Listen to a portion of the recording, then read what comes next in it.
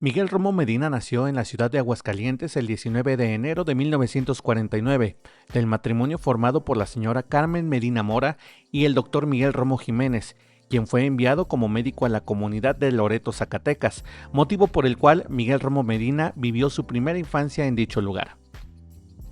Sin embargo, años después, su madre regresó con él a Aguascalientes para cursar aquí sus estudios de secundaria y posteriormente el bachillerato en el Instituto Autónomo de Ciencias y Tecnologías, donde conoció a algunos amigos con quienes a temprana edad ya realizaba algunas labores partidistas. Consciente de la importancia de contar con una carrera profesional, a los 16 años se fue a la Ciudad de México, logrando ingresar a la UNAM en la carrera de Derecho, obteniendo en 1970 el título de abogado, especializándose en Derecho Penal y Penitenciario. Por su capacidad, recibió inmediatamente su primera oportunidad laboral en la Dirección de Caminos y Puentes Federales, además de que se convirtió en catedrático de la Universidad Motolinía.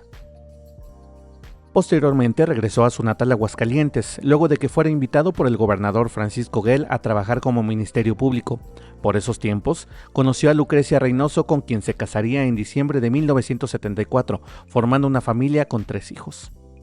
Por su experiencia en materia penal, fue invitado a trabajar en el proyecto de construcción del nuevo Centro de Readaptación Social Cerezo, lo que representó la transición de una cárcel común a un sistema penitenciario en forma que brindaba un trato humano a los internos, con oportunidades para el desarrollo personal y laboral, convirtiéndose en un esquema modelo para el país. Tras esto, fue invitado a la Secretaría de Gobernación como director de consejos tutelares, para transformar los tribunales para menores en un nuevo esquema de atención para los infractores. Luego de estar participando activamente en proyectos importantes, fue invitado por Rodolfo Landeros Gallegos para integrarse a su equipo rumbo al Senado de la República y luego al área de comunicación social de la Presidencia de la República, posición donde desarrolló muchas relaciones públicas que le permitieron recibir más oportunidades laborales. Fue entonces nombrado subdirector de ingresos en el Departamento del Distrito Federal. Posteriormente regresa de nueva cuenta para integrarse al equipo de Rodolfo Landeros Gallegos, quien ahora se desempeñaba como gobernador de Aguascalientes. Fue también diputado del PRI al Congreso del Estado, presidiendo la Gran Comisión. Sin embargo, tuvo que pedir licencia luego de que fue nombrado Procurador General de Justicia en Aguascalientes, cumpliendo así uno de sus más grandes sueños de juventud. En 1984 fue electo presidente municipal de Aguascalientes, logrando muchos cambios trascendentales en la administración del municipio capital, como la implementación del sistema de recolección de basura, obras importantes como la reconstrucción del Parque Cuarto Centenario, convirtiéndolo en una gran zona de recreación para las familias de Aguascalientes. Asimismo, la conclusión del segundo anillo de circunvalación, la extensión de la avenida José María Chávez, avenida Ayuntamiento y avenida Héroe de Nacosari y la construcción de la glorieta del Quijote, además de la conclusión del centro comercial El Parián y convertir en zonas peatonales las calles aledañas a este, como Juárez y Allende, entre muchas otras obras y acciones importantes. Al concluir su periodo como alcalde, se incorpora como visitador general de la Procuraduría General de la República. Posteriormente es nombrado Contralor Interno de la Ciudad de México. Luego obtiene varios cargos federales, tales como delegado del Instituto Mexicano del Seguro Social en la ciudad de San Luis Potosí y Aguascalientes, así como delegado de Infonavit. Como catedrático, fue maestro fundador de la carrera de Derecho en la Universidad Autónoma y miembro del patronato para la creación de la Universidad Bonaterra. Ya en 2012 obtuvo el cargo de senador por el Partido Revolucionario Institucional, siendo vicecoordinador del grupo parlamentario del PRI, en donde se convirtió en uno de los máximos representantes del partido y uno de los exalcaldes más recordados y respetados de Aguascalientes. ¿Qué tal, amigos de Noticias 2.9 y de nuestro canal de Vida y Obra? Bienvenidos a una emisión más de este programa que pretende hacer un homenaje a personas destacadas de Aguascalientes y de México. El día de hoy nos engalanamos con una persona muy reconocida en Aguascalientes, nada menos que Miguel Romo Medina, licenciado. ¿Qué tal? Muchas gracias, Lizeth. Buenas noches y muchas gracias por esta invitación. Gracias a usted por acompañarnos, es un placer. Y bueno, pues como lo decíamos, este programa pretende hacer un homenaje a personajes destacados y sin duda en el colectivo de Aguascalientes, si a algún expresidente municipal recuerdan y con mucho cariño es a Miguel Romo Medina. Muchas gracias por sus palabras, se lo agradezco. Gracias, y pues precisamente por eso vamos a platicar toda su trayectoria, porque Es, si bien reconocido como presidente municipal destacado de Aguascalientes, pero tiene una gran trayectoria en el servicio público y en la vida política de Aguascalientes y también de nuestro país. Y vamos a comenzar ahora sí que por el principio, licenciado. Usted dice, usted Que ordena. nos platique primero que nada, pues de sus orígenes, porque usted nace aquí en Aguascalientes, pero tengo entendido, los primeros años está en Loreto, Zacatecas. Es correcto. Mi padre es de Teocaltiche, Jalisco, estudió medicina en la Universidad Nacional de México. Mi madre es de Aguascalientes. Mi padre vino a hacer su servicio social a Cientos para poderse luego titular como médico. Ahí conoció a mi madre, se casaron y al año nací yo, efectivamente, en 1949, aquí en la clínica de Guadalupe. Era F. Díaz, la calle F. Díaz, Sí. originalmente, y ahora tiene otro nombre la calle, que es una calle que topa con la calle de Bravo. Y sí, efectivamente, a los 40 días me fui a Loreto, al municipio de Loreto, Zacatecas, que está pues adelante precisamente de Asientos, a media hora, 40 minutos de aquí de Aguascalientes. Ahí hice mi primaria, una escuela donde daban clases las madres franciscanas. Y cuando terminó la primaria no había secundaria en Loreto. Loreto era una población muy incipiente, es un municipio realmente joven. Loreto debe de tener cuando mucho unos 90 años de ser fundado. Si le restamos los 77, entonces era muy joven esa población. No había calles empedradas como lo fue con el tiempo, no había banquetas, no había guarniciones, no había agua potable, no había luz eléctrica. Realmente nosotros tomábamos el agua de una noria. Lo digo esto porque fue para mí una gran enseñanza en la vida. Fue estar cerca, claro, del ejemplo de mis padres, sobre todo mi papá como médico que atendía a esa población, una población pues mayoritariamente con necesidades imperiosas. Y luego esa condición de vida. Yo estudiaba cuando ya se acababa la luz, pues con quinqués de petróleo. Ahí terminaba mi tarea. Finalmente, pues nos bañábamos con una cubeta que mi madre calentaba agua caliente y en una tina, pues a jicarazos como pues, jabonarse. Y así fue el transcurso de mi vida de niño. Pero ya antes de venirme a Aguascalientes a hacer mi secundaria, porque ya estaba apenas en ciernes una secundaria, llegó la luz, no había drenaje y se empezó a abrir el drenaje, llegó el agua potable. Entonces para mí fue una experiencia impresionante que se me grabó y la tengo presente en mi vida, no solamente personal, sino en mi vida en el servicio público, de lo que es tener esas carencias. Cuando abro una llave y de niño a los 10 años, 11 años, y ver que cae de una cebollita agua, un switch y que prenda la luz. Y bueno, pues ahí transité, me vine a Aguascalientes a hacer mi secundaria. Oiga, licenciado, y esto que nos comenta es muy importante porque hay personas que nacen en una condición socioeconómica pues de bajo nivel, que quizá no era el caso, pero usted lo que percibe desde esta infancia, desde sus primeros años, es vivir ese tipo de carencias, y desde luego pues México no estaba tan desarrollado, pero vive ese tipo de carencias precisamente por el servicio que su padre como médico le brinda a una población. Es decir, hay una enseñanza de todo lo que usted vive en carne propia, pero además esa enseñanza de que lo vive por la entrega de su padre, ¿no? Por el bien de los demás. Es correcto, es una gran enseñanza. En sí, las condiciones que viví o que tuve oportunidad de experimentar, de la carencia y luego del progreso, el desarrollo, el de que se proporcionara condiciones de vida de mejor calidad para las personas con las que yo convivía como niño, ahí en las calles con las personas y los pacientes que iban a ver a mi padre.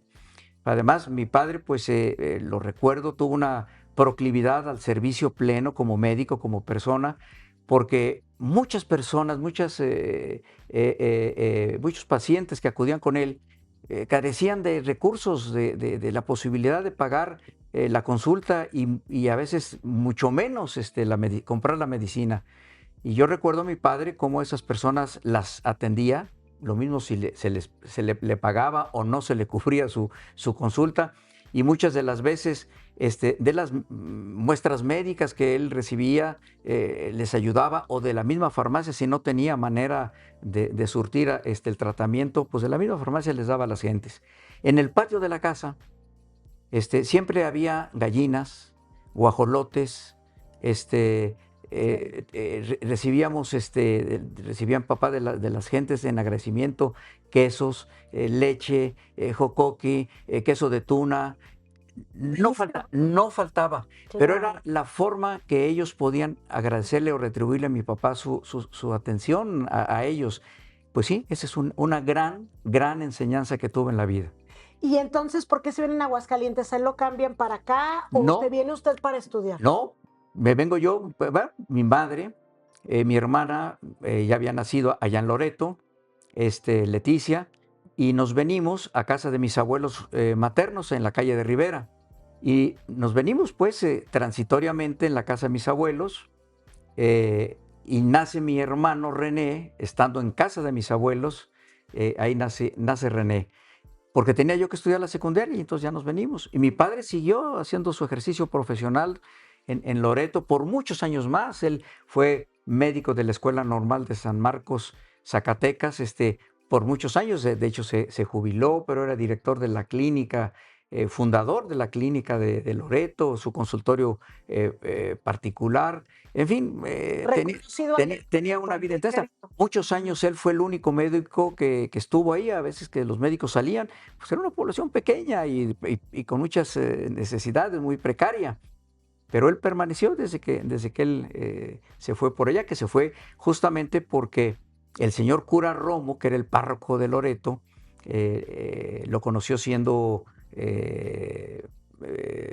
pues estudiante todavía de la carrera, venía a hacer su servicio social, todavía no se recibía, y lo invitó a que se fuera a Loreto, que necesitaban un médico, tener un médico, y lo convenció y le dijo, bueno, yo pienso regresarme a hacer una especialidad, particularmente ginecobstetricia, pero lo convenció. Finalmente le dijo, bueno, me quedo aquí un par de años, con mucho gusto, y lo ayudo y encarrilamos esto, a ver luego qué pasa.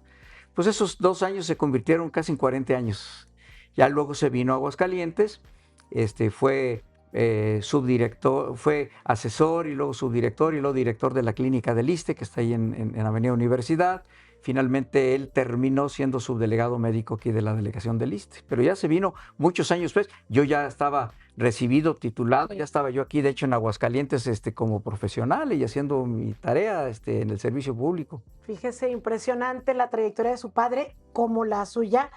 Licenciado, usted estudia aquí en la secundaria y luego se va a la Ciudad de México, tengo entendido. Termino la preparatoria aquí también en el Instituto Autónomo de Ciencias.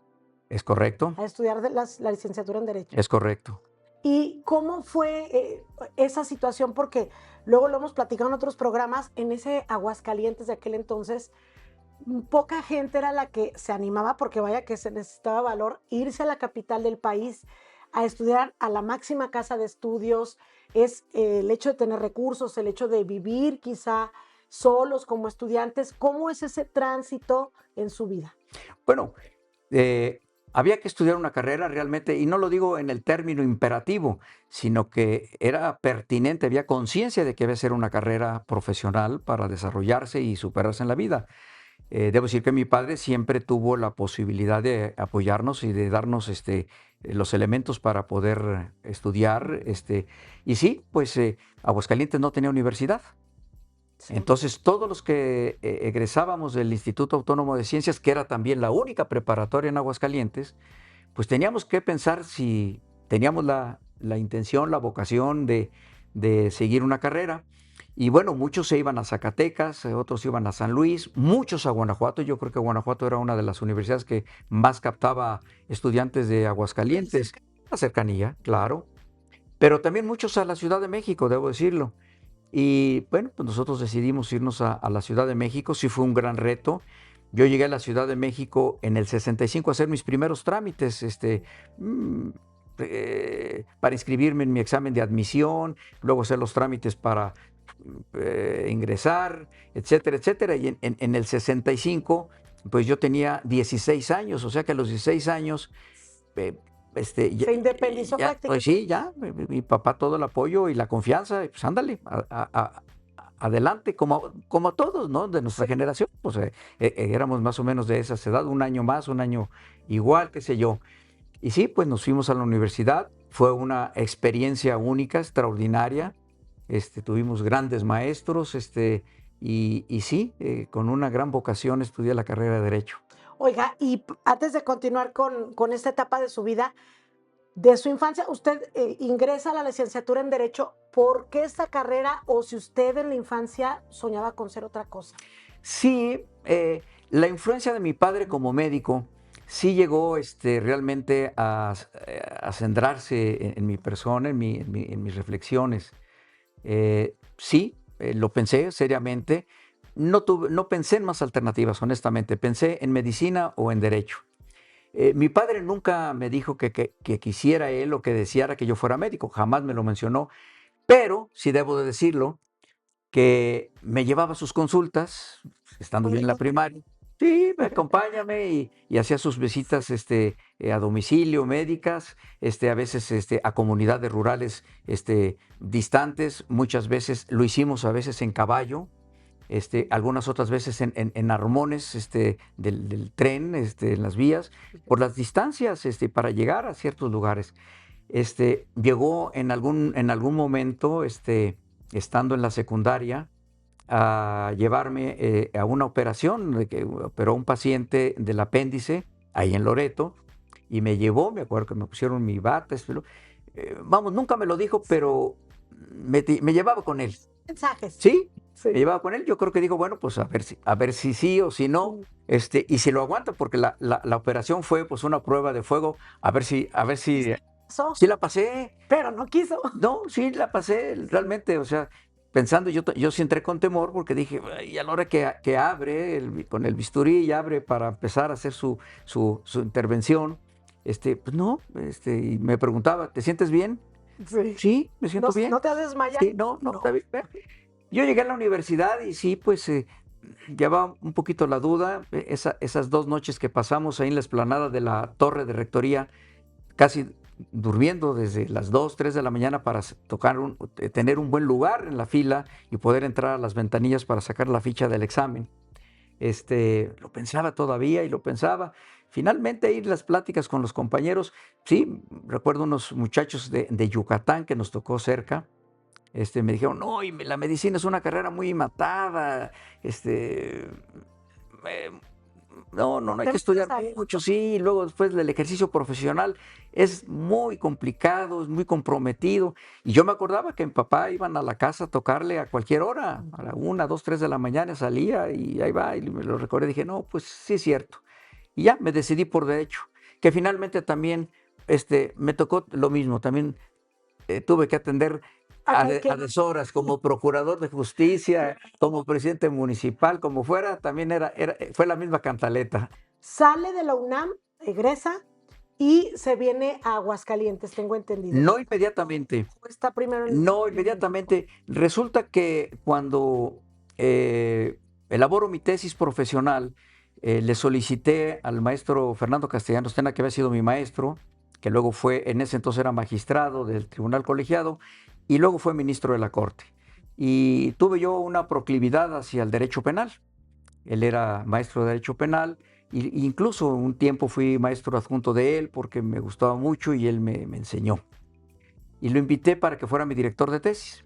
Él no tenía el tiempo suficiente para ser acucioso como quería que hiciera mi tesis y me vincula con otro maestro de Derecho Penal y de Procesal Penal, Fernando Martínez Inclán. Cuando me recibo, el mismo día que me recibo, después del examen, en una reunión con los compañeros, en fin, y con la familia, el maestro Martínez Inclán era director jurídico de Caminos y Puentes Federales. Y me preguntó, ¿qué planes tiene? Le dije, pues sí, quiero regresar a Aguascalientes porque pues ya desde joven empecé a tener esa vocación, esa intención, y ya había participado yo un poco en la vida política como joven, juvenil. ¿Aquí en Aguascalientes? En Aguascalientes, y lo seguí haciendo después cuando fui universitario. Y me dijo, oiga, pues yo tengo ahí un espacio, quiero que se quede conmigo. me quedé con él y fueron como 2 años, si mal no recuerdo, que estuve trabajando como abogado de caminos y puentes federales. Cubrí algunas áreas y un poco como secretario particular, en fin, y ya después me vine a Aguascalientes. Que fue los comienzos de su vida en el servicio público. Es correcto. Estas actividades partidistas que ya había realizado, ¿cómo comienza esto? ¿Cómo se da? Bueno, en la preparatoria, pues yo me vinculé mucho ahí con los compañeros que les gustaba un poco la actividad estudiantil, y la grilla, pues sí, lo que era el círculo de estudiantes. Pues no sé, por azares o por qué circunstancias, no lo sé, me invitan de parte del gobierno del estado a pronunciar un discurso en un homenaje cívico del Día de los Niños Héroes, festejando, conmemorando los niños héroes. Y bueno, pues me preparé y lo hice con un gran interés, sentí temor, sentí miedo, me sentía preocupado, pero me esmeré. Y mi sorpresa, y ahí fue cuando sí verdaderamente se me acabó el aire, fue cuando veo que inicia el evento y llega el gobernador del estado, que era el profesor Olivares ¿Y Santana. usted no sabía que iba a ir? No, pues yo no tenía idea quiénes iban a estar realmente o quiénes iban a acudir. Bueno, pues dije, ni hablar, a ver cómo sale esto. Claro que le puse todo el empeño y bueno, pues terminó, saludé, y días después me llamó el gobernador, tuve oportunidad de platicar con él de alguna forma y me dijo, ¿no te gustaría participar en la política? Y él fue el que me dio, sí, vamos a decir, la patadita para entrar y empecé a tener actividades ya en la vida política. Y sin duda, supongo para usted también fue importante ese momento, que lo recuerda como, digámoslo, un inicio. Pues sí, fue, como le dije, fue la Sí. patadita, y sí, de ahí en adelante fue gradualmente dándose una secuencia de participaciones hasta que finalmente, pues ya cuando me titulé, pues ya de lleno entré al servicio público y obviamente a la política, que a mí me sirvió mucho todo ese tiempo previo, porque tuve oportunidad de conocer a muchas gentes en la vida política, de joven, con el profesor, cuando era el profesor Olivares Santana, gobernador, porque luego ellos fueron gobernadores, senadores, diputados, y eso a mí me ayudó mucho para encontrar espacios de oportunidad y continuar. Claro. Y se viene a Aguascalientes y participa en el proyecto de construcción del Centro de Readaptación Social, Es correcto. que es como comienza aquí. Es correcto. Me piden de parte del gobernador que si pronuncio el elogio lírico de la reina de la Feria Nacional de San Marcos. Esto fue en 1972. En esa ocasión fue la reina Olga Delgadillo, si mal no recuerdo. Sí. Y claro, lo hice con mucho gusto y me sentí muy honrado. Estaba yo recién recibido, en fin. Y a raíz de ese momento, el gobernador me dice, sé que usted tiene interés en regresar a Aguascalientes. Le dije, sí, ya se lo había expresado de alguna manera. Y me invita originalmente como agente del Ministerio Público. Ahí trabajo en la Procuraduría como agente del Ministerio Público, pero empezaba ya la construcción del centro de readaptación, del centro penitenciario, la salida a Calvillo. Y de alguna forma, quiero yo pensar que el gobernador se enteró por el subsecretario de Gobernación, quien había yo tenido algún trato con él, me ubicaba relativamente, porque el subsecretario de Gobernación no era ni más ni menos que el doctor Sergio García Ramírez en ese entonces, en ese momento, y había sido director, fundador y creador de un prototipo de penal en Almoloya, en el Estado de México. Yo había hecho algunas visitas ahí y, en fin, y yo creo que el doctor, como el subsecretario estaba promoviendo y alentando y apoyando a través de la federación la creación del penal, hubo algún comentario y se me invitó para abocarme de lleno a la integración del centro penitenciario, ya avanzada su obra, pero se continuó hasta su terminación y de ahí pues iniciamos todo lo procedente a la selección de personal, hacer el cambio de los internos que estaban en la calle de Colón, donde era la cárcel de varones, donde es ahora el segundo patio de la presidencia. Ahí era la cárcel. Esa era la cárcel Bueno, de varones. ajá. Usted ¿Qué no, se llamaba cárcel, no? usted todavía no nacía. No, todavía no nacía, efectivamente. Y entonces le toca, pues es sin duda un cambio muy importante en la vida social de Sí, Aguascalientes, es un ¿no? tema muy El importante. sacarlos, imagínense en el centro, la cárcel estando pues, atrás de prácticamente de Presidencia, A de media cuadra Palacio de la del Gobierno, plaza de armas que era entonces. se vaya y le toca, y también la incorporación como del nuevo sistema Es penitenciario, ¿no? correcto, sí.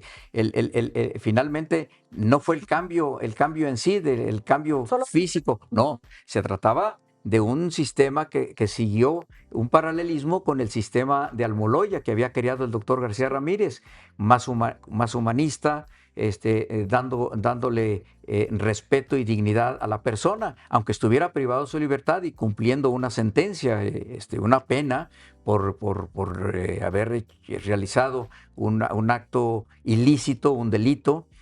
No implicaba que tuviera un trato infrahumano, inhumano.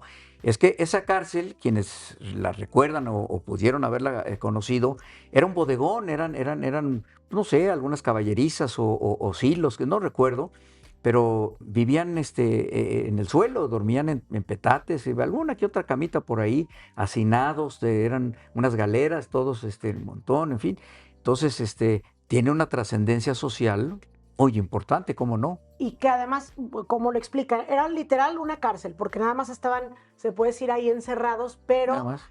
a usted le toca incorporar este sistema penitenciario en donde ya hay una, por eso se llama readaptación social. Es Y correcto. ahora sí se procura que las personas que llegan ahí a estar internadas después salgan y se integren a la sociedad. Es correcto, sí, totalmente. Es un esquema, se legisló, se creó una ley específica, la ley de privación de las penas privativas de libertad, un reglamento.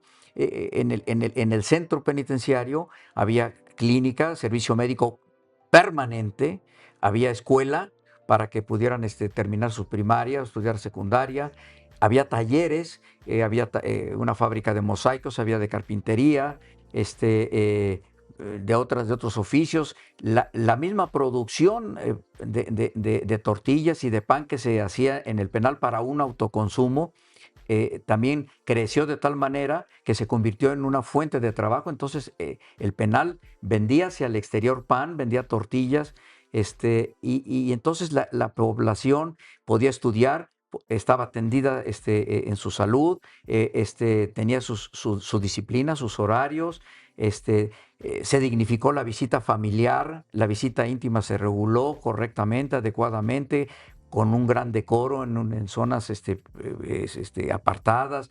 En fin, se creó un gran humanismo. Hubo trabajadoras sociales que hacían los estudios de la familia. Se creó un patronato de reos proliberados para que cuando ellos egresaran finalmente se les consiguiera espacios para laborar y no fuera un motivo el no tener manera de desarrollarse y que cayeran en una reincidencia. Por decir otras cosas. Y tan exitoso que se sigue aplicando, que es un sistema que Pues sí, digo, podrá tener sus deficiencias, sí. pero es un sistema que no ha quedado atrás. Sí, no, definitivamente. Ahora hay un gran problema en los penales del país, en todo el país, que es la saturación. Están muy saturados, y eso dificulta mucho una readaptación social adecuada, pero sí cambió radicalmente el trato hacia los internos. Y Aguascalientes se distinguió en su momento, y gracias desde luego también al impulso, orientación y consejos del doctor García Ramírez, repito, subsecretario en ese entonces de Gobernación, y le tocaba la rama de prevención social de la Secretaría. Impulsó mucho el tema de Aguascalientes y se convirtió en un penal tipo, prototipo en el país. Entonces teníamos gobernadores, secretarios de Estado que venían de gira y el gobernador los llevaba, venían funcionarios en esa materia a conocer la experiencia, y hubo reuniones aquí nacionales y regionales sobre criminología. Y lo invitan por esto a la PGR, porque tengo entendido también estuvo allá en Sí, PGR. pero muchos años después, realmente cuando yo termino aquí en el penal, fue al cambio de gobierno, termina el doctor Gell, llega el profesor Esparza, el doctor García Ramírez me invita para irme con él, colaborar en la Secretaría en México, en lo que era el Tribunal para Menores Infractores en la Ciudad de México. Su idea, su visión era transformar el Tribunal para Menores en lo que son ahora los consejos tutelares. Entonces me dijo, ¿quiere usted venirse como director técnico?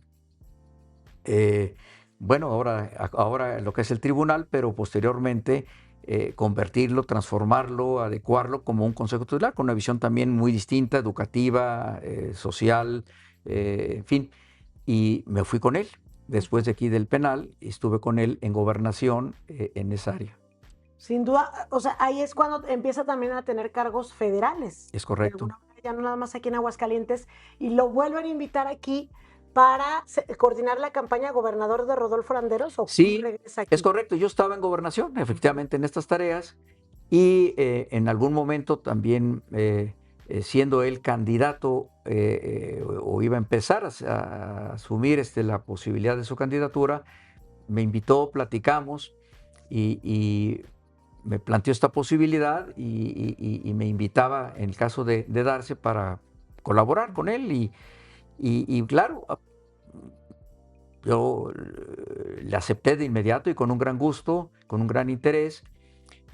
Hablé con el doctor García Ramírez, era mi jefe superior inmediato, le dije de qué se trataba, porque tenía yo que estar viniendo a Aguascalientes, siendo funcionario de la Secretaría. La ley lo permitía, en ese entonces la ley electoral no tenía tantas condicionantes para que los funcionarios públicos, y menos tratándose en fines de semana, pudiéramos participar en actividades partidarias. Entonces, estando yo en gobernación, me venía los viernes y sábados, domingos y los lunes me iba muy temprano, de madrugada, para estar en mi tarea. Y durante esos días, esos 3 días, yo venía y colaboraba y trabajaba y me coordinaba con muchos jóvenes que ya estaban ahí de tiempo completo plenamente, como Armando Romero, ya lo refirió él aquí en la entrevista que escuché con usted, y menciona precisamente, y otros jóvenes estaban ahí también, Ignacio Ruelas, por decir, de muchos jóvenes de esa camada, y estaban de tiempo completo.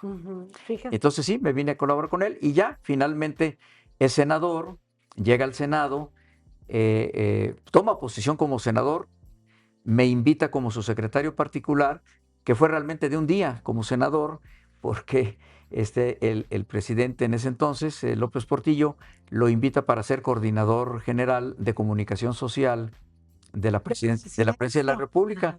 Entonces, pues fue efímero el paso en el Senado. ¿Literal? Sí, pues que pidió licencia. Sí. Llegamos al Senado, yo llegué con mis carpetas y lo que se necesitaba, y tomó posesión, y al día siguiente ya estaba pidiendo licencia para poder asumir el cargo que le estaba invitando al presidente. Entonces, pues ni me senté, ni nada. Oiga, y entonces también van a comunicación social de la presidencia, Sí, que claro. es un paso que muchos no conocíamos.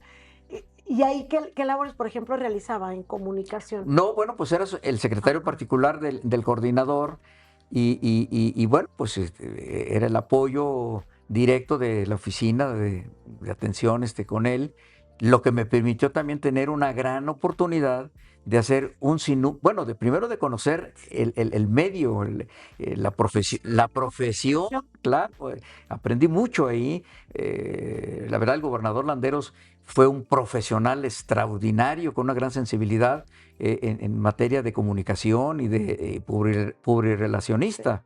Lo fue. Entonces, también hice ahí una serie de relaciones, pues porque era el conducto finalmente para las citas, los encuentros, las reuniones, en fin. Era un enlace. Entonces, pues sí fue una experiencia extraordinaria. Luego él dejó la coordinación, y lo nombró el presidente asesor para asuntos especiales de la presidencia, y también me fui yo con él.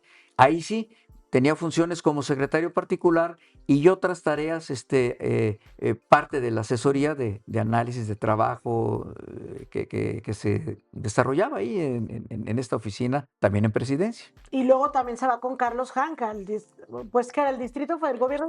Sí, es correcto. Es correcto. En el impasse donde el señor Landeros deja la coordinación de comunicación social, hay unos meses donde él no está en funciones, sí, hasta que toma posesión como asesor de la presidencia, asesor para asuntos especiales de la presidencia. Esos meses me voy al gobierno del Distrito Federal, el doctor Gell, y particularmente del tesorero Jorge Laris Casillas, el doctor Jorge Laris Casillas, que me invita y me nombra subdirector de impuestos mercantiles. Y ahí estoy, sí, Ajá. claro, en el área de ingresos. Y ahí estoy un tiempo, no recuerdo exactamente, pero pueden haber sido unos 4 meses, 5 meses, ahí en el departamento. Aprendí algo de fiscal y sobre todo que me daba o me pedía también algunas cosas que ya había aprendido un poco en materia de comunicación. Qué cosa curiosa, ¿no? Cómo, digo, empieza con el derecho, el tema penitenciario, que de alguna manera relacionado con su carrera, la comunicación, luego las finanzas, o sea, todo lo que va uno recorriendo en la vida, le va uno dando herramientas para, pues para muchas más cosas, ¿verdad? Así es. Luego se viene otra vez a la campaña, ahora sí ya va como gobernador Sí, Landeros. sí, finalmente él se reintegra al Senado, pues no recuerdo exactamente, quizá un año antes de que se viniera el proceso para la elección del candidato del PRI, y regresa al Senado y además es secretario de Prensa y Propaganda del Comité Ejecutivo Nacional del PRI. Entonces tenía esa dualidad, senador, regresó al Senado. Me acuerdo que él incluso en esa ocasión se le eligió para que pronunciara el discurso en la imposición de la medalla Belisario Domínguez a don Fidel Velázquez en el Senado. Entonces, pues ya perfilaba mucho pues, a la candidatura, ¿no? Eso ya era una seña, un signo de que iba encaminado. Entonces ahí estuvimos trabajando, estuve con él en esos espacios, colaborando con él, y efectivamente es candidato o precandidato. Me vengo yo un par de semanas, o una semana, un par de semanas previas a su llegada como precandidato, pues un poco a trabajar ya los aspectos políticos y de su arribo, en fin, estas cuestiones, y se inicia la candidatura de la campaña propiamente de Rodolfo Landeros. Y es ahí cuando usted le ofrecen la candidatura a diputado local. Es correcto, Ajá. exactamente. Y llega al Congreso del Estado. Llego al Congreso por el entonces primer distrito, que se formaba fundamentalmente por lo que es hoy Altavista, toda esa zona, digamos, norponiente de la ciudad. Y llego al Congreso. En el mes de septiembre, porque el periodo iniciaba en septiembre. Se me elige como presidente de la Gran Comisión, lo que viene siendo ahora, digamos, en una figura más o menos similar ahora, lo que es la Junta de Coordinación Política. Entonces estuve pues como presidente de esa comisión y como diputado septiembre, octubre y noviembre, porque me pasó algo similar. Sí. Tuve que pedir licencia. ¿Le invitaron de qué? ¿Procurador? Sí, nada más y nada menos. El día 1 de diciembre, sí, se me elige como presidente de la mesa directiva para el mes de diciembre, que me corresponde presidir la sesión solemne donde él protesta como gobernador. Viene el presidente López Portillo y muchos otros funcionarios. A la toma de protesta. Del gobernador, obviamente, presidente de la Corte, los coordinadores de las cámaras, qué sé yo, muchos invitados. Y bueno, pues yo ya tenía la invitación hecha previa, entonces pues al día siguiente también estaba pidiendo mi licencia y asumo el día 2 de diciembre del 80 la función y la responsabilidad como Procurador General de Justicia. Imagínate. Entonces el paso como diputado fue muy efímero. Fue efímero, sí. Pues supongo también una buena experiencia. ¿Cómo no? Como representante Claro, cómo no. popular. Sí, cómo no, porque además, fíjese usted, la coyuntura era muy importante, era estratégica, y la responsabilidad mayor para mí, porque siendo esa nueva legislatura, o en esa nueva legislatura donde se tenía que decidir, votar, integrar la ley de ingresos para el siguiente año, el presupuesto de egresos y el cambio de gobierno, que era un momento importante de transición. Entonces, bueno, me tuvo la confianza en ese momento para que yo estuviera coordinando esas tareas, pero ya me tenía él en mira para integrarme a su equipo. Y de alguna manera regresa un poco al camino de... Otra vez al derecho. ¿Qué presentó ese cargo para usted? Fíjese que para mí desde luego fue sorpresivo, quiero decirlo porque hubo un momento cuando yo ya estaba en funciones como diputado que me hizo el comentario y me dijo, oye, veo que te estás desarrollando muy bien, que estás con un gran interés, y te veo que te estás desenvolviendo y entregando. Sí, le dije, estoy muy contento, la verdad, el tema legislativo. Me dijo, hombre, pues qué bueno que así lo sientas, pues adelante. Muy bien. Y entonces yo asumí que pues, continuaría como en mi función legislativa, ¿no? Sí, sí. Pero, no sé, a lo mejor unas 3 semanas antes, un día me llama a la Ciudad de México para revisar un poco las cuestiones repito, la ley de ingresos, del presupuesto de egresos, la toma de posesión, etcétera. Y al final de la reunión nos vamos a una parte más privada y me dice, fíjate que le he estado dando vueltas, he estado analizando muchos perfiles y no encuentro a un procurador como quiero que sea el procurador, el perfil del procurador que yo quiero. Le dije, bueno, pues si te parece, te propongo, Veo perfiles. sí, hago una reflexión y te hago propuestas a abrir el abanico para que tengas. No, dijo, ya lo tengo visto ese abanico, quiero que seas tú el procurador. Ahí sí yo sentí la sorpresa porque no lo esperaba. Y le dije, va. Pero fue una experiencia también de impacto, de sorpresiva, pero también debo decirlo, de una realización, sentí una realización que me llegaba inesperada, pero muy grata, porque cuando yo estaba en la preparatoria, nos recibía a 2, 3 amigos el procurador de justicia, que era maestro de la preparatoria, el licenciado Manuel Ávila Salado, y en las tardes, a veces en algunas tardes, acudíamos con él y nos recibía y teníamos unas charlas con él muy agradables, muy interesantes, de todo tipo, históricas, jurídicas, qué sé yo. Y yo veía, estando en la oficina al procurador, pensando que podía ser abogado, y lo veía él desarrollarse y todo, es decir, mi aspiración va a ser llegar al procurador. Entonces, fue también algo que me llegó, que me mandaron de algún lado, Fíjese. como una bendición seguramente. Dijeron, ándale, ahí te va, ¿no? Usted lo pidió. Ahí te va. Lo decretó. Sí, y me llegó, efectivamente, sorpresivamente, y me llegó. ¿Y cómo le fue en el encargo? O sea, No, muy bien. Calientes era, supongo, mucho más pequeño, pero más tranquilo. Claro. No había los problemas de delincuencia que hay, por ejemplo. Por supuesto que no. No, por supuesto. No. Es definitivamente un escenario totalmente distinto. Pero bueno, finalmente dentro de esos tiempos, de todas maneras, Sí, tenía su nivel de responsabilidad.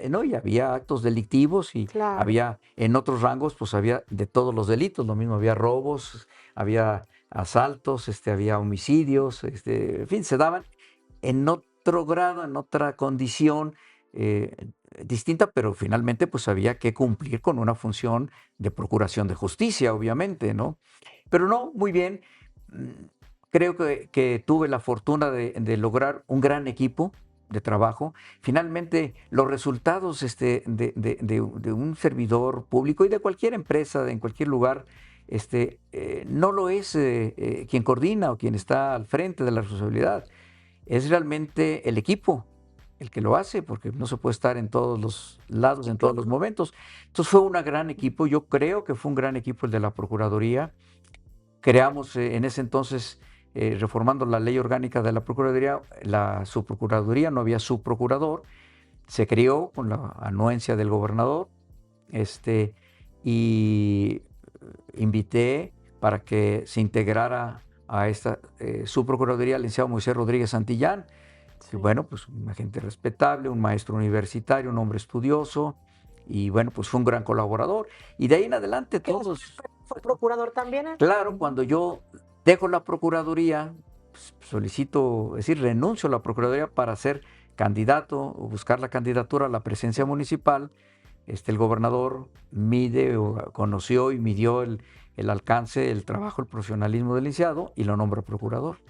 Antes de entrar a ese capítulo de la presidencia, que es sin duda pues el sello característico del licenciado Miguel Romo Medina, ¿en qué momento se da en esta parte de la vida privada pues el noviazgo, el matrimonio, porque forma pues una hermosa familia que pues sin duda han sido parte del éxito de usted?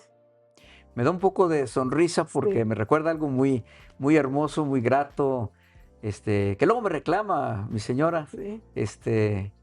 pero es un reclamo muy cariñoso, ¿no?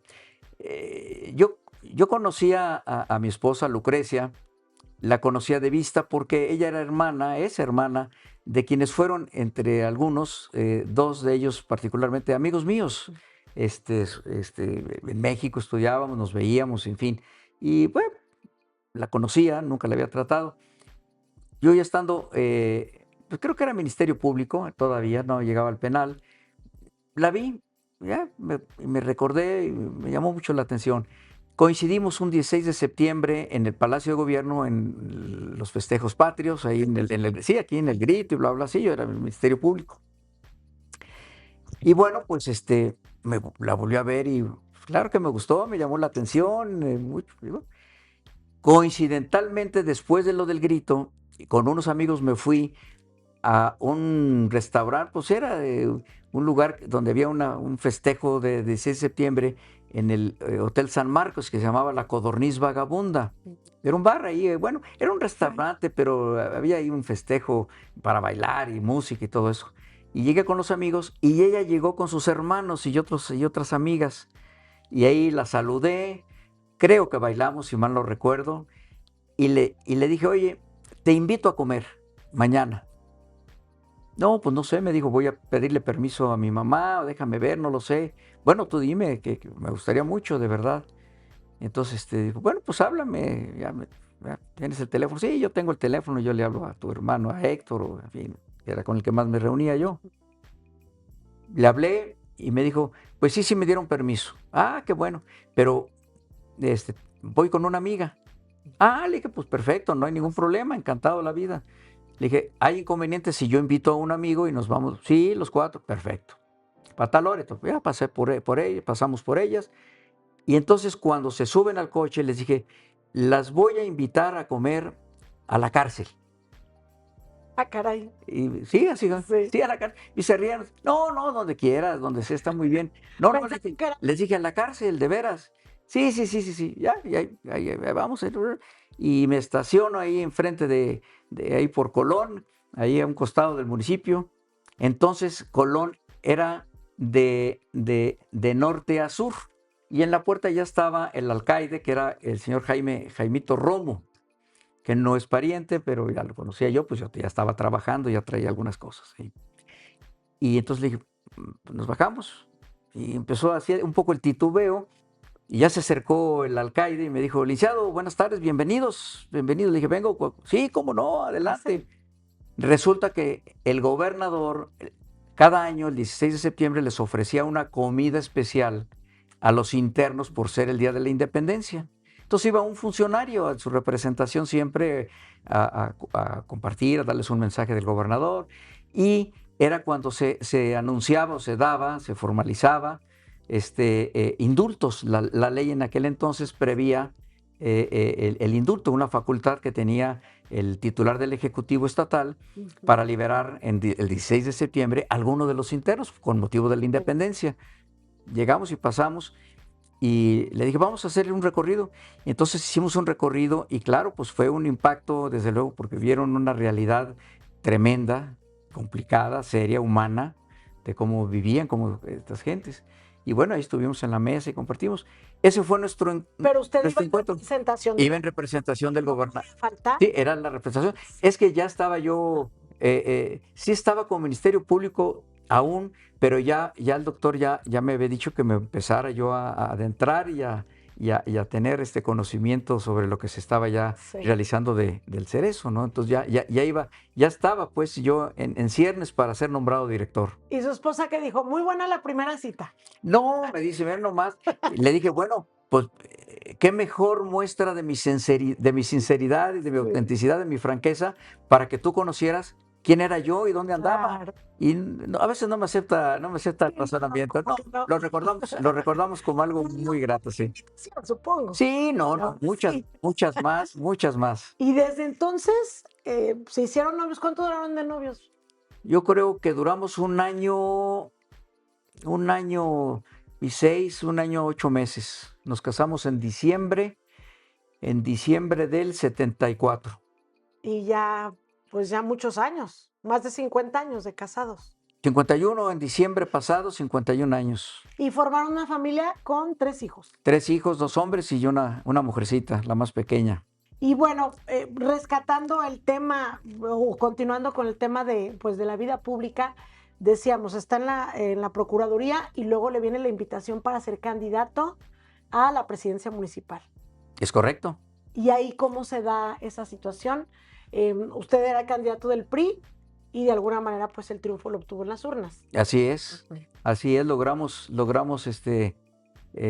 votación mayoritaria y el día 31 de diciembre del 83 se hizo la sesión de protesta para asumir las funciones plenas correspondientes constitucionales el día 1 de enero del 84.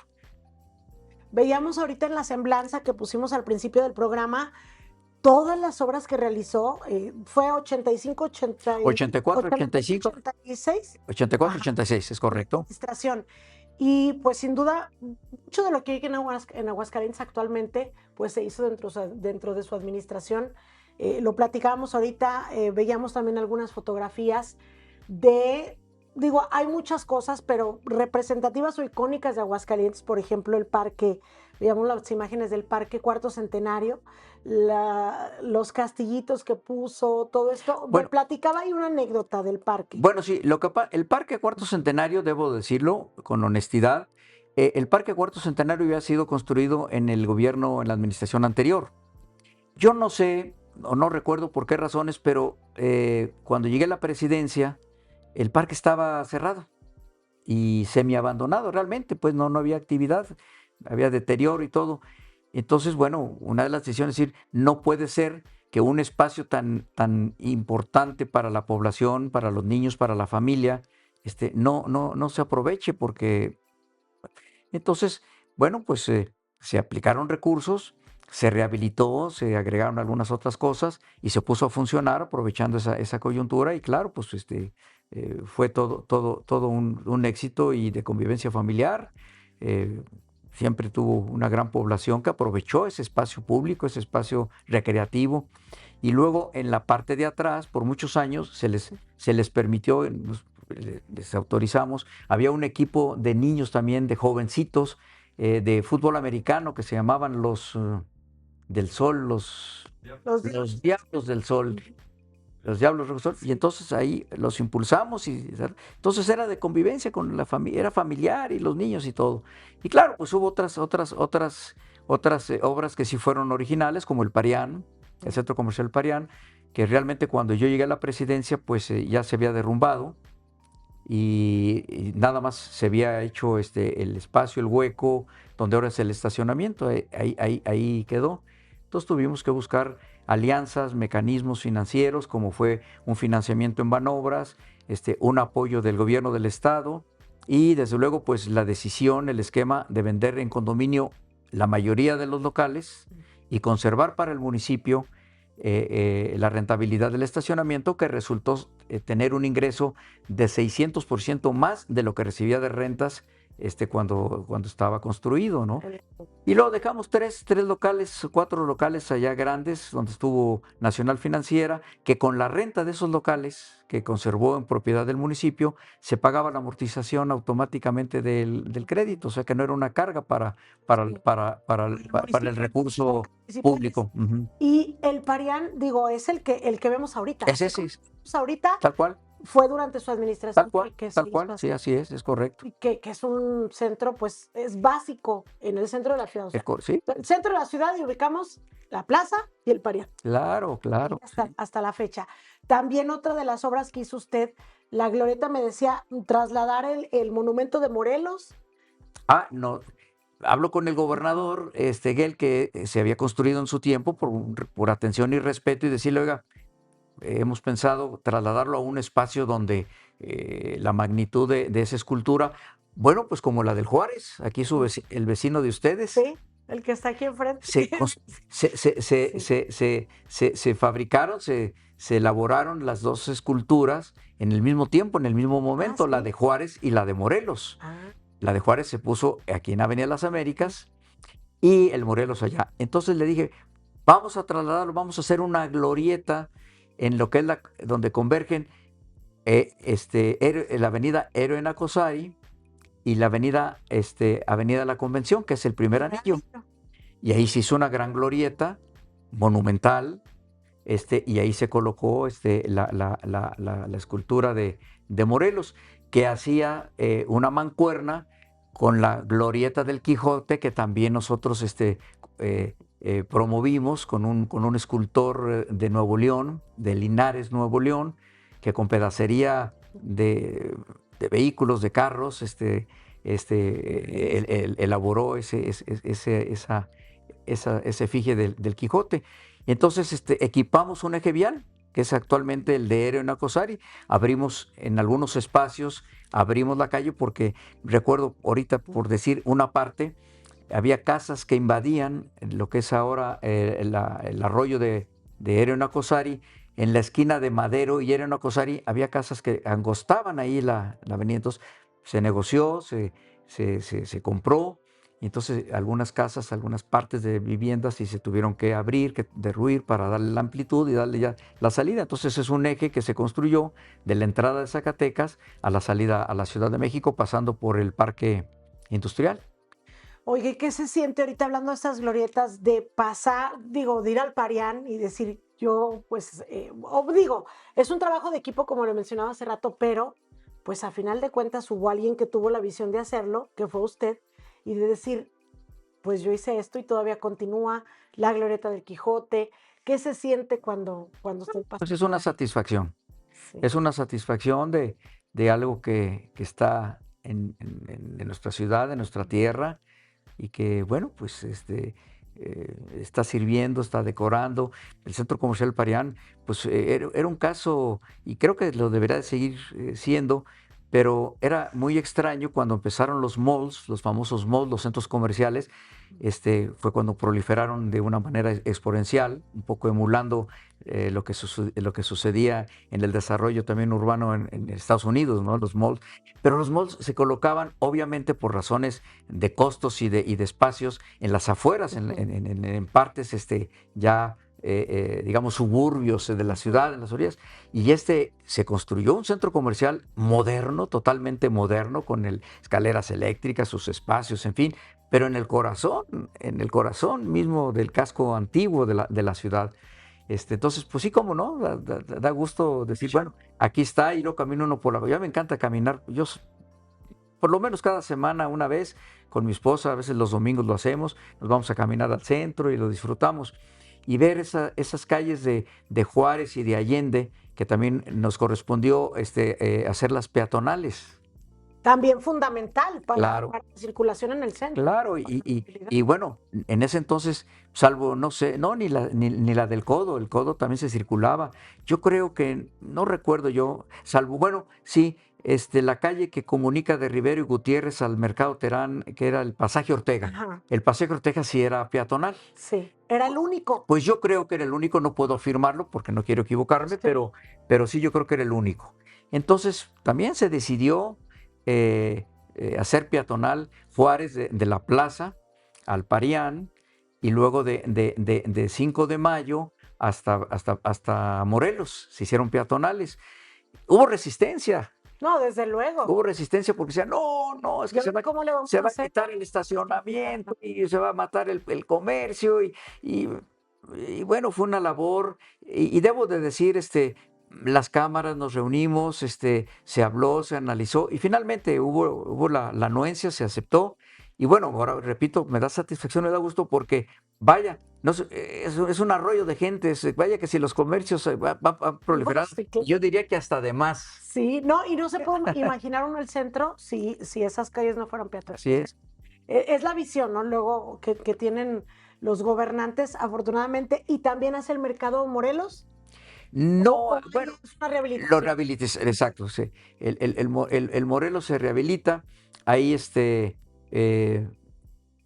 había muchas locales de comida, como en el Juárez, también lo era, pero no, ese simplemente se rehabilitan, casi todos los mercados se rehabilitaron. Sí.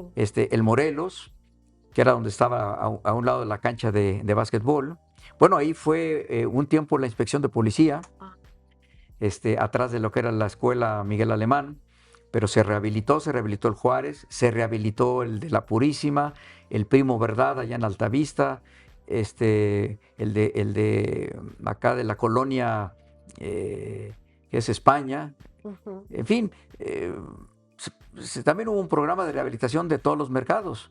El mercado Terán acababa de construirse en el periodo anterior.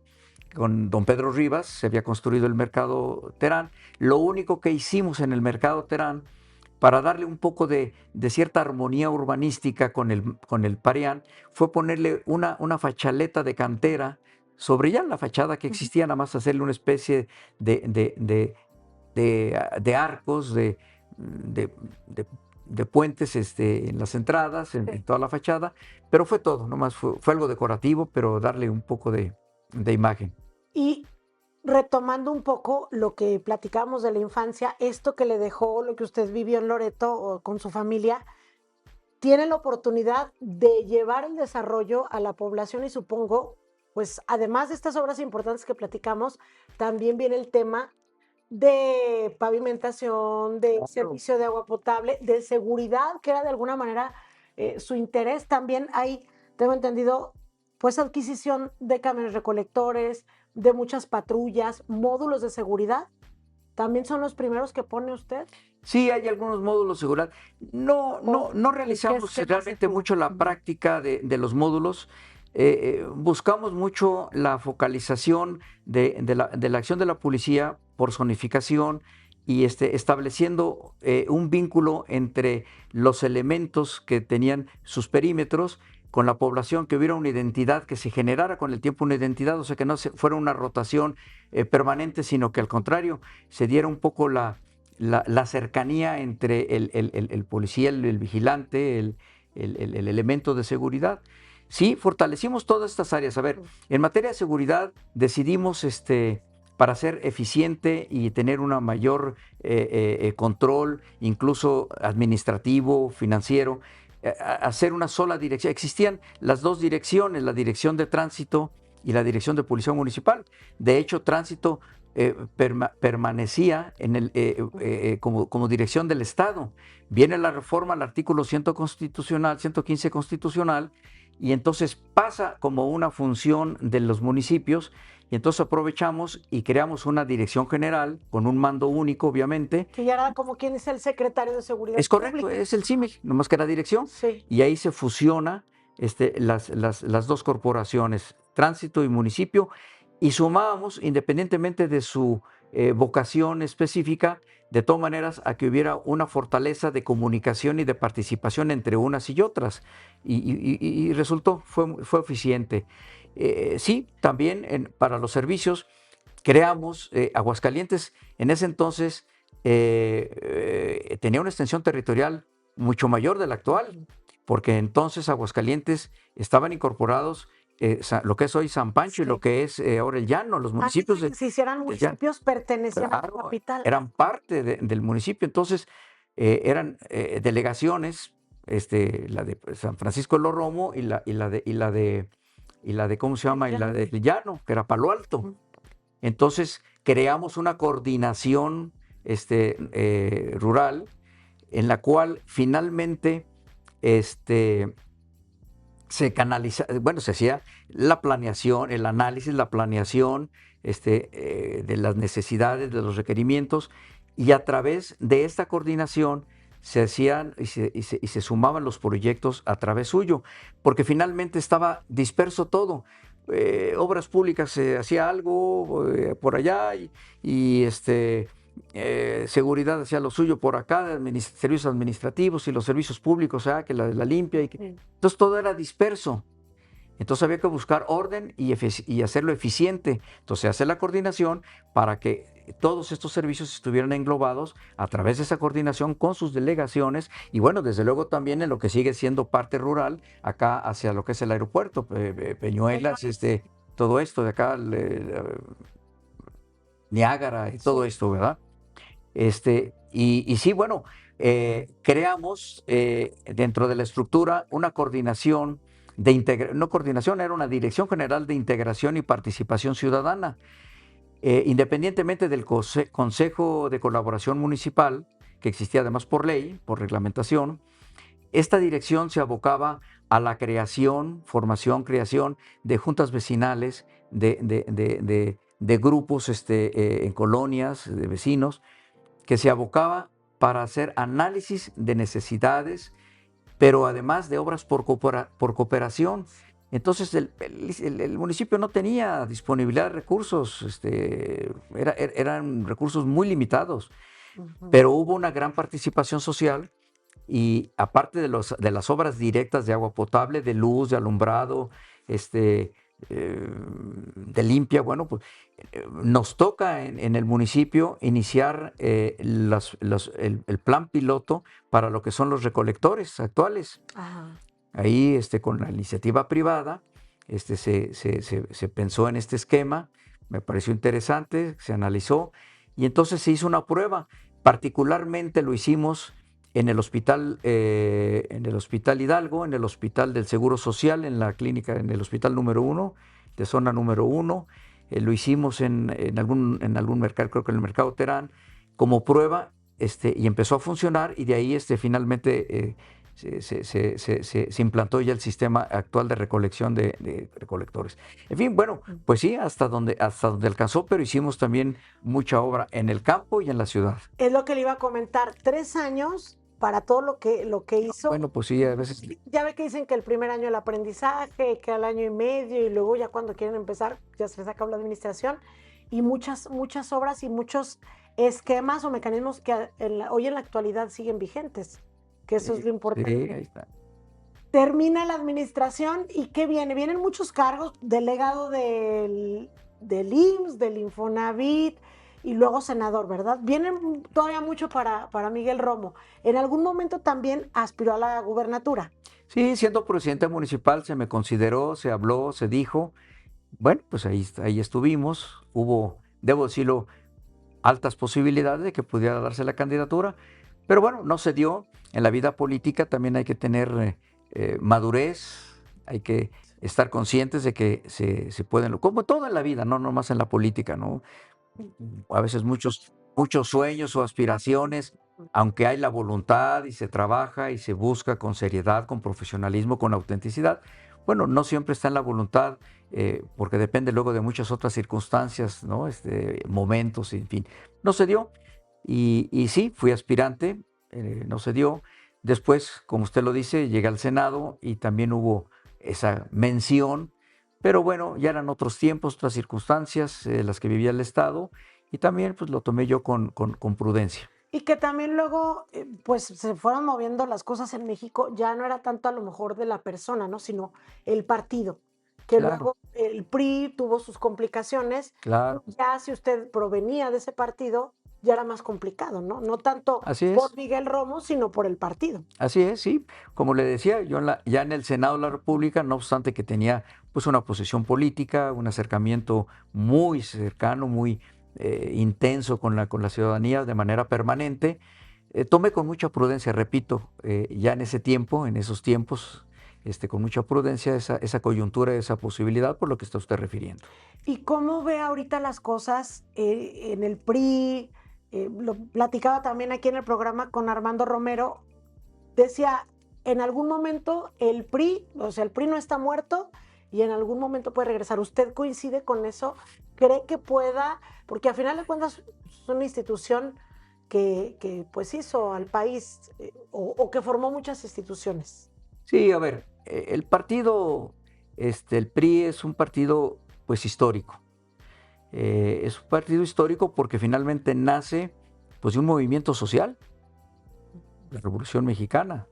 Ahí finalmente convergen todas esas corrientes que motivaron, movieron, actuaron e impulsaron esos cambios tan importantes, tan radicales, que concluyeron en la elaboración de una constitución, la de 1917, que parte ya con una visión social, con una perspectiva de Estado perfilado a un desarrollo que se logró, y fueron años de crecimiento, de desarrollo, de instituciones que se fueron creando, importantísimas, muy enfocadas al tema social y cultural del país. El país en la revolución pues tenía un porcentaje de analfabetismo altísimo, sus servicios de salud precarias, los temas de la relación obrero-patronal, los trabajadores también en condiciones paupérrimas. Pues todo esto, ese movimiento generó esos cambios para establecer condiciones totalmente distintas y se crean tantas instituciones como el IMSS, para la cuestión de salud, del bienestar de las familias, la seguridad social integral en todos sus aspectos, no solamente la salud, la vivienda con el Infonavit, qué sé yo, tantas instituciones. Entonces, pues el partido viene de ahí, de ese movimiento, de esa razón. Entonces me parece que va aparejado a la vida del país.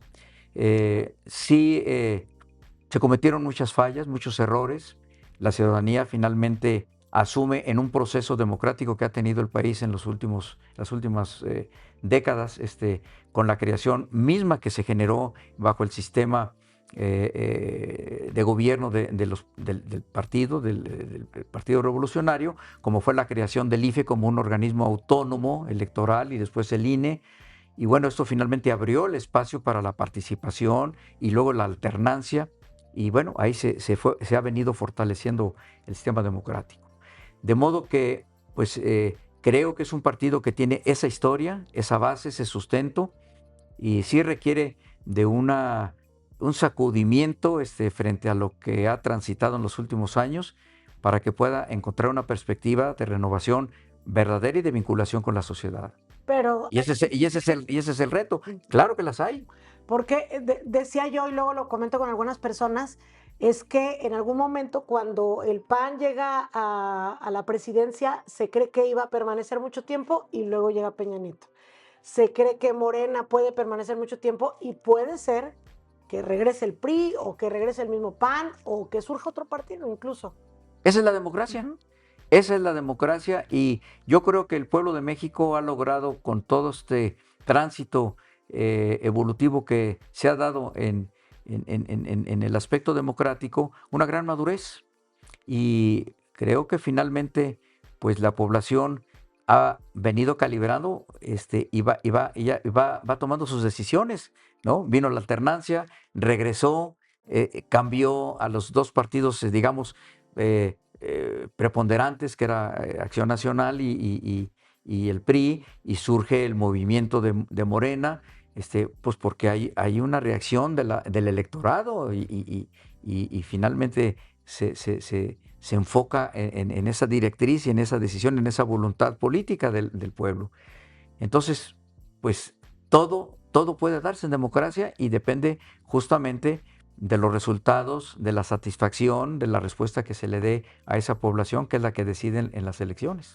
Licenciado, ya para finalizar, con todo esto que hemos platicado, toda su experiencia, su trayectoria política en el servicio público, ¿hay algo que le haya gustado? Digo, quizás ser gobernador o a lo mejor no, digo, no se dio, ¿qué le hubiera gustado? A lo mejor es otra cosa, no sé, a lo mejor ser cantante, alguna cosa que le haya gustado haber hecho en su vida y que no haya logrado.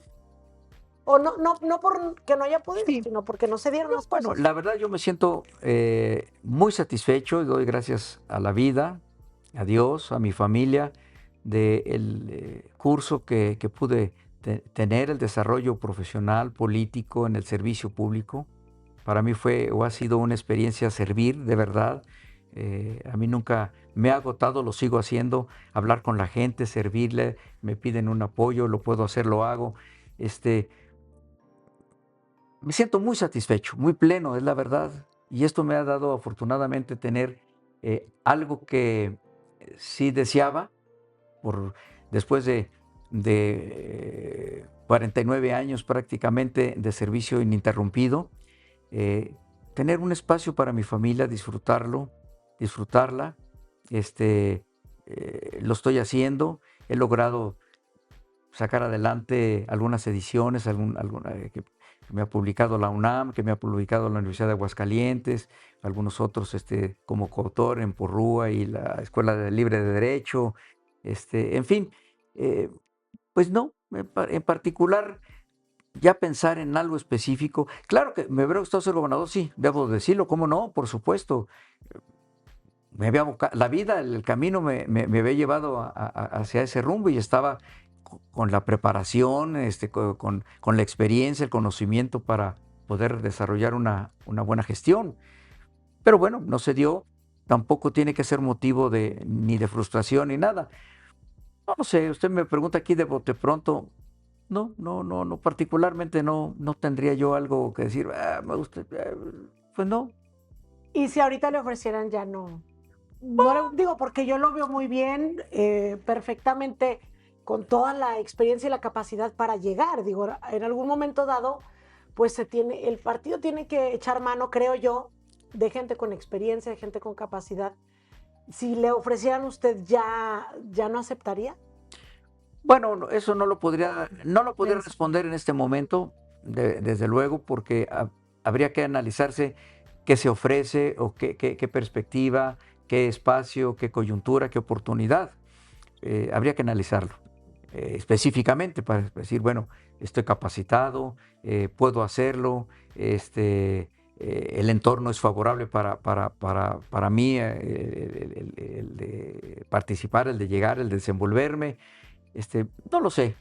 Desde luego, lo que sí puedo decir es que en cualquier momento, si se trata de que se me convocara, se da una convocatoria para servir, sin ninguna condición o específica de ocupar un cargo, un puesto determinado, sino simplemente que sea algo que sirva, que pueda ayudar o aportar lo mismo para Aguascalientes que para mi país. Claro que lo haría con mucho gusto porque me siento muy bien hasta este momento y gracias a Dios gozo de salud y lo haría con mucho gusto, sin ningún interés específico, ¿no? Ya lo demás, si se presentara algo, pues sería cuestión de analizarlo, pero con mucho detenimiento, ¿eh? También no hay, Ya con una madurez, ¿no? Que no hay, ya- no hay, como diríamos, una afición, marcada como para andar pensando en algo más, ¿no? Sí. Licenciado, pues ya para finalizar, algo que me gustaría preguntarles, ¿cómo le gustaría ser? Digo, es recordado, sin duda, no me queda duda por los aguascalenteses que es recordado, pero a usted, ¿cómo le gustaría que lo recordaran? ¿Alguna palabra que lo definiera o alguna frase? Como alguien congruente,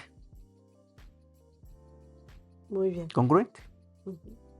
En el decir y en el hacer. Sí, congruente con todo el mundo, porque uno se manifiesta de una forma, porque uno piensa de otra forma o no, porque uno actúa de una manera.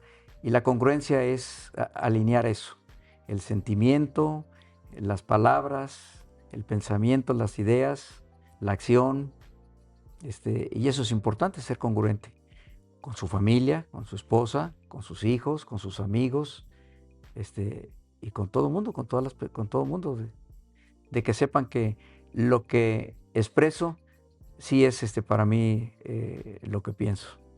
Licenciado, un placer platicar con usted. Muchas gracias. Espero que haya disfrutado este programa, que, repito, pues es como un homenaje en vida que luego Muchas gracias. después recordamos a las personas cuando ya no están y decimos, no, hizo esto, hizo lo otro, y fue una persona magnífica.